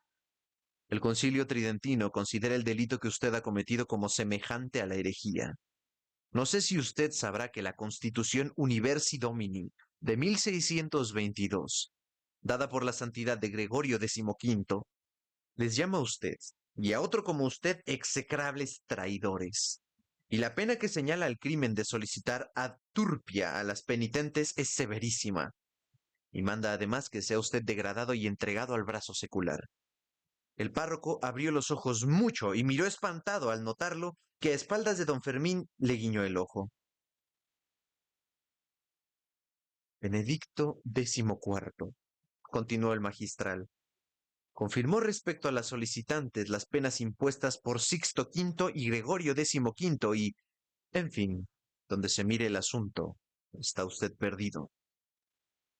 Ah, yo creía usted mal, señor mío. Y si usted duda de mi palabra, ahí tiene usted en ese instante a Giraldi, Expositio Juris Pontificti, que en el tomo segundo, parte primera, trata la cuestión con gran copia de datos. El señor Peláez estaba acostumbrado al estilo del provisor, que nunca era más erudito que al echar la zarpa sobre una víctima. Señor, se atrevió a decir Contracalles, algo amostazado y perdiendo mucha parte del miedo. Con la palabra de vuestra señoría tengo ya bastante. Y no es de los sagrados cánones de lo que me quejo, sino de mi mala suerte que me hizo resbalar y caer donde otros muchos, muchísimos que conozco. Todos resbalan, pero no caen. El magistral se volvió de pronto como si le hubieran mordido en la espalda. Salga usted de aquí, señor insolente, y no me duerma usted en Vetusta, le gritó. Pero, señor, silencio, digo. Silencio y obediencia, o duerme usted en la cárcel de Corona. y el magistral descargó un puñetazo formidable sobre la mesa escritorio. Pues para este viaje no necesitábamos alforjas, gritó Contracalles, no menos furioso, volviéndose al consternado Peláez, que no había previsto aquel choque de dos malos genios. Pero señores, calma. ¡Fuera de aquí, sotunante! Le gritó el magistral, terciándole el manteo, descomponiéndose contra su costumbre. Desgraciado de ti, date por perdido, mal clérigo. Pero yo qué he dicho, señor, exclamó el párroco, que se asustó un poco ante la actitud de aquel hombre en quien reconocía la superioridad moral de un Júpiter eclesiástico. En cuanto conoció que su autoridad se acataba, de paz fue amansando el oleaje de su cólera y al fin, pálido, pero con voz ya severa, salga usted, dijo señalando a la puerta, salga usted, libre, por ser un loco. Pero ni 2 horas permanezca en la ciudad, ni hable con alma viviente de lo ocurrido aquí, y en cuanto a su crimen, execrable, yo me entenderé, sin necesidad de verlo a usted, con el señor Peláez, y él le comunicará lo que resolvamos. El clérigo quiso humillarse, pedir perdón. Salga usted inmediatamente. Salió. Peláez, temblando y lívido, se atrevió a decir, ¿cuánto siento, señor magistral? No sienta usted nada. Han venido ustedes en mal día. Estoy nervioso. Quise asustarle, imponerle respeto por el terror, y no conté con mi mal humor. Me exalté de veras. Me he dejado llevar por la ira. No, no, eso no. Él sí que es un animal, un salvaje. Sí, es un salvaje, pero por lo mismo debía tratarle de otro modo. Lo que yo no perdono es el disgusto. Deje usted. Hablaremos de ese bribón otro día. Hoy no puedo. Hoy me sería imposible prometer a usted suavizar los rigores de la ley, que está terminante. Sí, ya sé, pero como nunca se aplica porque no hay pruebas, como ahora, y alguna vez se ha de empezar. En fin, ya digo que hablaremos. Necesito estar solo. Salió también Peláez y de paz. Entonces, a solas con su pensamiento, dejó que le subiera el rostro la sangre amontonada por la vergüenza. ¡Qué degradación! Pensó, y se puso a dar paseos por el despacho como una fiera en su jaula. Cuando se sintió más sereno, tocó un timbre. Entró un joven alto, tonsurado, pálido y triste, tísico probablemente. Era un primo del magistral que hacía allí veces de secretario. ¿Qué has oído? Voces, nada. El cura de Contracalles, que es un salvaje. Sí, ya sé. ¿Qué hay? Nada urgente. De modo que puedo irme. No me necesitan. No, hoy no. Bueno, pues me voy. Me duele la cabeza. No estoy para nada, pero no se lo digas a mi madre. Si sabe que dejé el despacho tan pronto, creerá que estoy enfermo. Sí, sí, eso sí. Ah, oye, la licencia para el oratorio de los de Páez, ¿vino ya? Sí. ¿Está corriente? ¿Puedo llevármela ahora?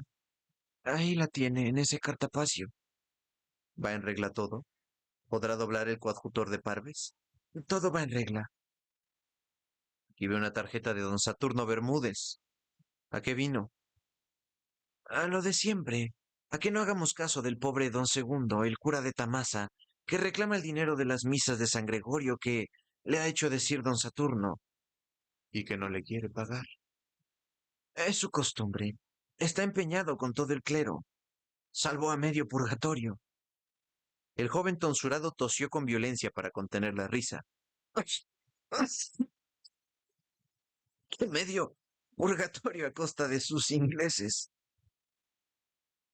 El cura de Tamasa es un vocinglero, pero pide lo que le deben, pero no se puede hacer nada.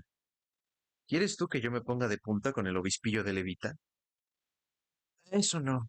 Lo pagaríamos en el avaro que él inspira y que ahora te trata bien. A propósito de periódicos, ayer venía en La Caridad de Madrid una correspondencia de Vetusta y... Mucho me engaño o en ella andaba la mano de Gloucester. ¿Qué decía? Tontunas, tontunas.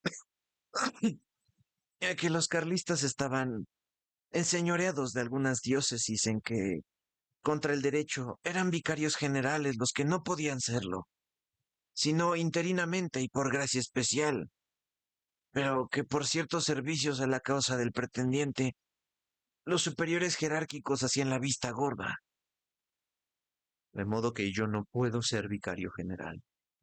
Por lo visto no, porque entre los casos de excepción citan los prebendados de oficio y traen a cuento no sé qué disposiciones de los papas.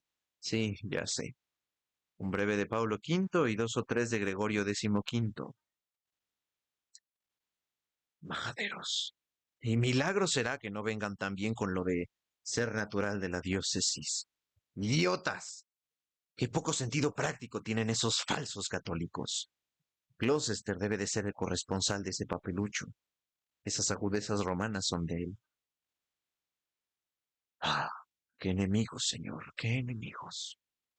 Bestias, son nada más que bestias. El magistral respiraba con fuerza, como aparentando ahogarse en aquel ambiente de necedad. Quiso marcharse sin ver a ningún clérigo, ni seglar de los que esperaban en la antesala y en la oficina contigua, pero no pudo defenderse de las invasiones. El señor Carraspique asomó las narices por una puerta. ¿Se puede? Era Carraspique. Adelante, hubo que decir. Venía a recomendar el pronto despacho de una expedición a la agencia de preces y algunos asuntos de capellanías. Hubo que acudir a los registros, consultar a los empleados. El magistral, distraído, se aventuró a pasar del despacho a la oficina, y allí se vio rodeado de litigantes, de pretendientes, casi todos muy afeitados, todos vestidos de negro, o con sotana o con levita que lo parecía. La oficina no ostentaba el lujo del despacho, ni mucho menos. Era grande, fría, sucia, el mobiliario indecoroso, y tenía un olor de sacristía mezclado con el peculiar de un cuerpo de guardia. Los empleados tenían la palidez de la abstinencia y la contemplación, pero producido por los miasmas del covachuelismo, miserable, sórdido y malsano, complicado aquí con la ictericia de los rapavelas. Había una mesa en cada esquina y alrededor de todas, curas y legos que hablaban, gesticulaban, iban y venían, insistían en pedir algo con temor de un desaire. Los empleados, más tranquilos, fumaban o escribían, contestaban con monosílabos y a veces no contestaban. Era una oficina como otra cualquiera, con algo menos de malos modos y con poco más de hipocresía impasible y cruel. Cuando entró el provisor, disminuyó el ruido. Los más se volvieron a él, pero el jefe se contentó con poner una mano delante de la cara como rechazando a todos los importunos y se fue a una mesa a preguntar por un expediente de Mansos. Lo que él decía en las oficinas de Hacienda Pública no daban razón. Los expedientes de Mansos dormían el sueño eterno, cubiertos de polvo. El señor Carraspique daba pataditas en el suelo. Estos liberales, murmuraba cerca del magistral. ¿Qué restauración ni qué niño muerto? Son los mismos perros con distintos collares. El Estado se burla de la Iglesia, sí, señor. Eso es evidente. No hay concordato que valga, todo se promete y no se hace nada. Dos curas se acercaron humildemente al magistral. Eran de la aldea. También ellos querían saber si los expedientes de Mansos... Nada, nada, señores, ya lo oyeron ustedes, dijo el provisor en voz alta, porque se enterasen todos los presentes y no le aburriesen más. En las oficinas del gobierno civil dicen que se resolverán. Los expedientes irán de uno a uno, porque no hay criterio general aplicable, es decir, que no se resolverán nunca los expedientes dichosos. De Paz se vio tomado por la rueda que le sujetaban diariamente a las fatigas canónigo-burocráticas. Sin pensarlo, contra su propósito, se encenagó como todos los días en las complicadas cuestiones de su gobierno eclesiástico, mezcladas hasta lo más íntimo con sus propios intereses y los de su señora madre. Con 100 nombres de la disciplina, muchos de los cuales significaban en la primitiva iglesia poéticos, puros objetos de culto y del sacerdocio, se disfrazaba allí la eterna cuestión del dinero. Espolios, vacantes, medias anatas, patronato, congrúas, capellanías, estola, pie de altar, licenceras, dispensas, derechos, cuartas parroquiales y otras muchas docenas de palabras iban y venían, se combinaban, repetían y suplían, y en el fondo siempre sonaban a metal, y siempre el lucro del provisor, el de su madre, iba agarrado a todo. Nunca había puesto los pies allí doña Paula, pero su espíritu parecía presidir el mercado singular de la curia eclesiástica. Ella era el general invisible que dirigía aquellas cotidianas batallas. El magistral era solo su instrumento inteligente. Como todos los días, se presentaron aquella mañana cuestiones turbias que el provisor acostumbraba resolver como por máquina, con el criterio de su ganancia, con habilidad pasmosa y con la más correcta forma, con pulcritud aparentemente exquisita.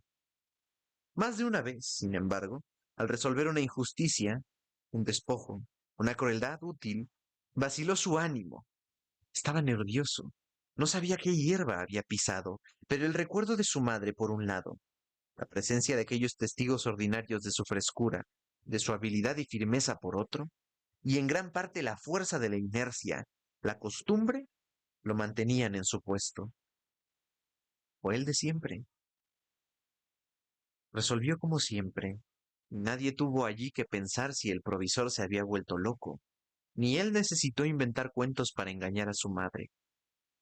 Doña Paula podía estar satisfecha de su hijo, no del soñador necio y casquivano en aquella mañana que se turbaba al leer una carta insignificante y se alegraba sin saber por qué al ver un sol espléndido en un sol diáfano.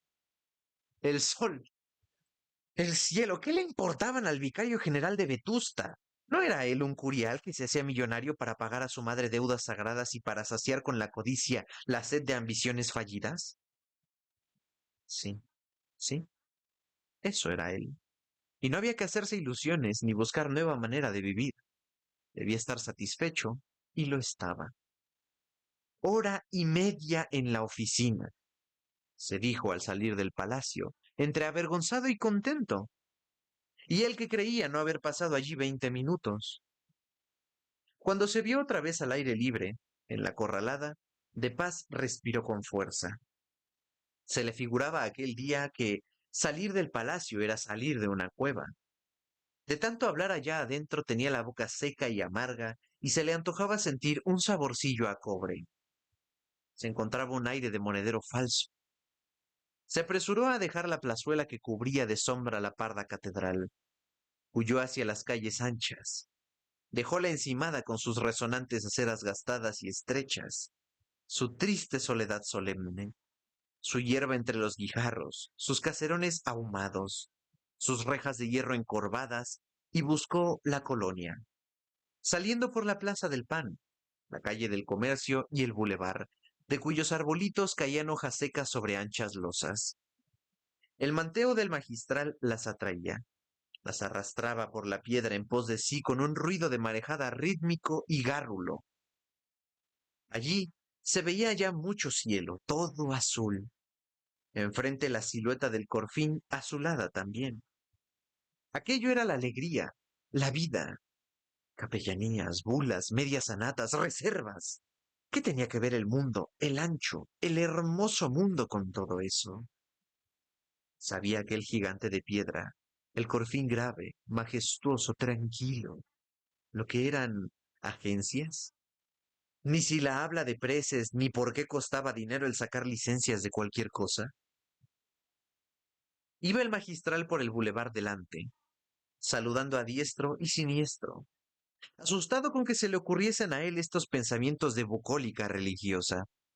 Precisamente siempre había sido enemigo de las Arcadias eclesiásticas y profesaba una especie de positivismo prosaico respecto de las necesidades temporales de la Iglesia. ¿Estaría enfermo? ¿Se iría a volver loco? Sin poder él remediarlo, mientras el aire fresco, El viento, que había cambiado del mediodía al noroeste, le llenaba los pulmones de voluptuosa picazón.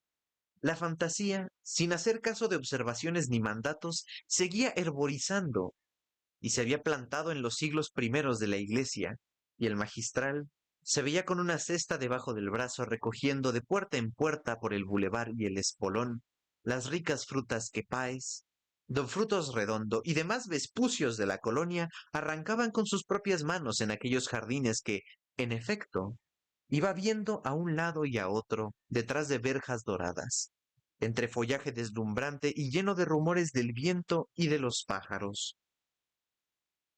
El Hotel de Páez era el primero de los 6 que adornaban la calle principal, flanqueándola por la parte del sur. Era un gran cubo que parecía una torre atalaya de las que hay a lo largo de la costa de la provincia de Vetusta. Recuerdo, según dicen, de la defensa contra los normandos. El señor de Páez no temía ningún desembarco de piratas, pues el mar estaba a unas cuantas leguas de su palacio, pero creía que la elegancia sólida consistía en fabricar muros muy espesos, en desperdiciar los mármoles y, en fin, trabajos ciclopios, según su incorrecta expresión. En lo más alto del frontispicio había, en vez de un escudo, que el señor Páez no tenía, un gran semicírculo de jaspe negro y en medio, en letras de oro, esta elocuente leyenda, 1868, que no indicaba más que la fecha de la construcción ciclópea. En las esquinas del terrado de gran balaustrada que coronaba el castillo, sendas águilas de hierro pintado de verde probaban a levantar el vuelo. Aquellas águilas, según el señor Páez, hacían juego con otras 2 bordadas en la alfombra de su despacho. No era el bueno de don Francisco el más rico americano de la colonia. Algunos millones más tenía don Frutos, pero al vespucio de las águilas, ni don Frutos, ni San Frutos, ni nadie le ponía el pie delante tocante al rumbo. Y él era el único vetustense que hacía visitas en coche y tenía lacayos de librea con galones a diario.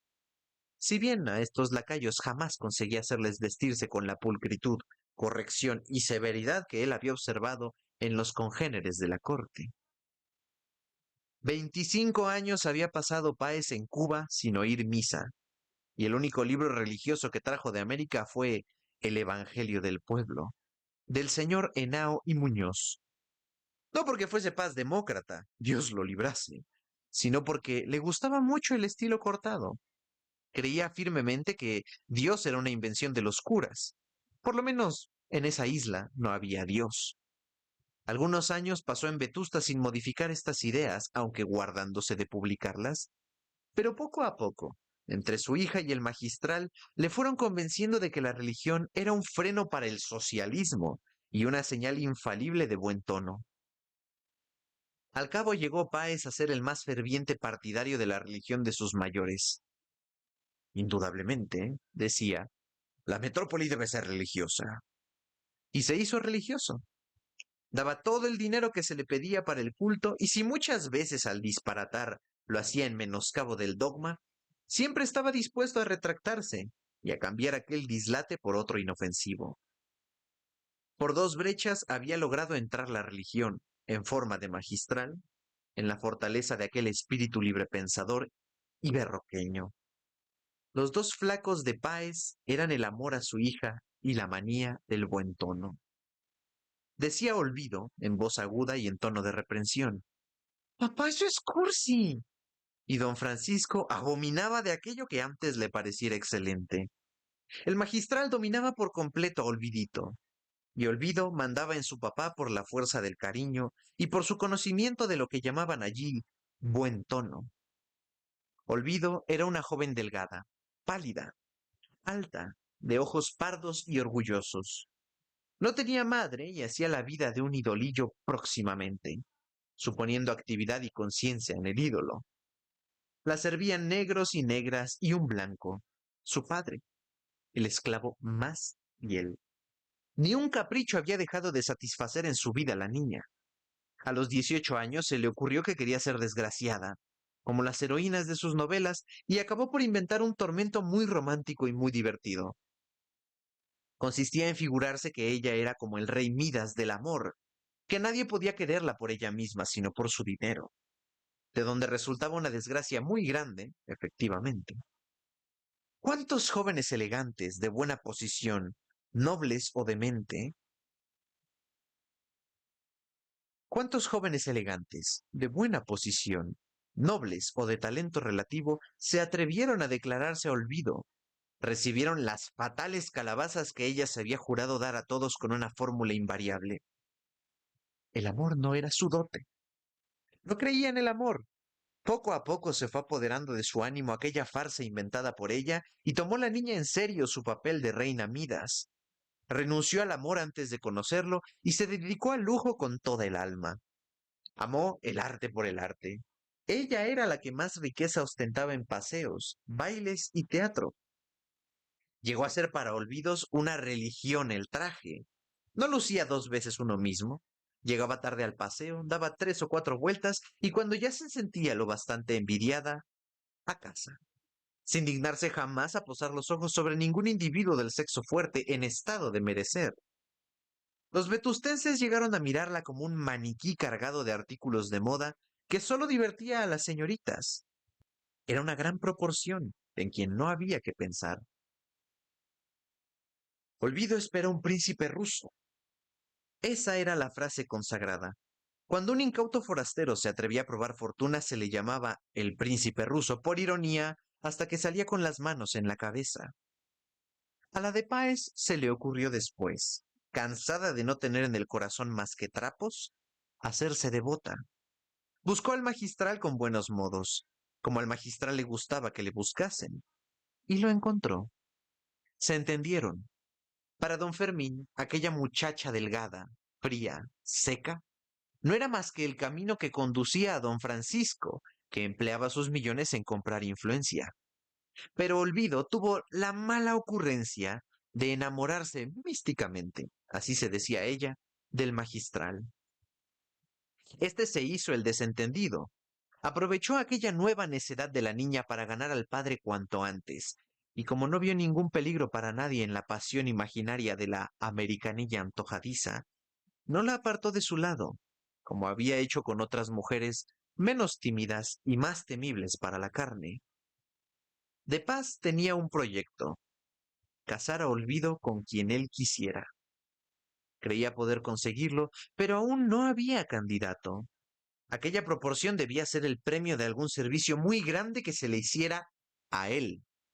No sabía cuándo, ni en qué necesidad fuere.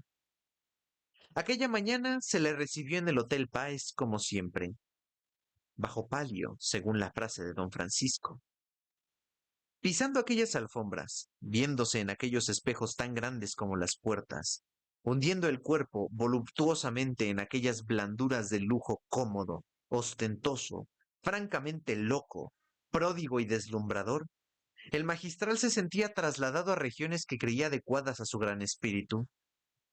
Él lo pensaba con orgullo, había nacido para aquello, pero su madre codiciosa, la fortuna propia insuficiente para tanto esplendor, el estado eclesiástico, la necesidad de aparentar modestia y casi estrechez, le tenían alejado de ese ambiente natural, que era aquel.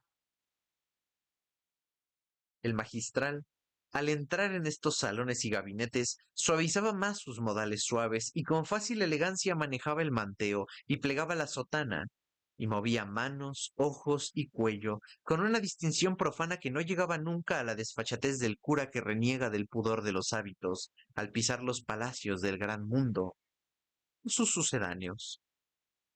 De Paz nunca dejaba de ser el magistral, pero demostraba, sin más que moverse, sonreír o mirar, que el prebendado, sin dejar de serlo, podía ser hombre de sociedad como cualquiera.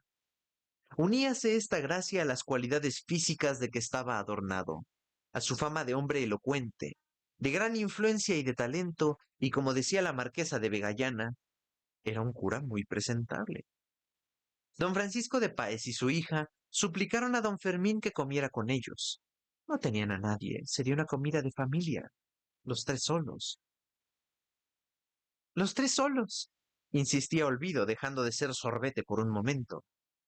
El magistral, de pie en el umbral de una puerta, con una colgadura de terciopelo cogida y arrugada por su blanca mano, se inclinaba con gracia, sonreía y movía la cabeza pequeña y bien torneada, diciendo no con el gesto, con cierta coquetería epicena. Anda, papá, sujétalo, decía Olvido, con voz suplicante, arrastrando las sílabas que parecían salirle de la nariz. Imposible.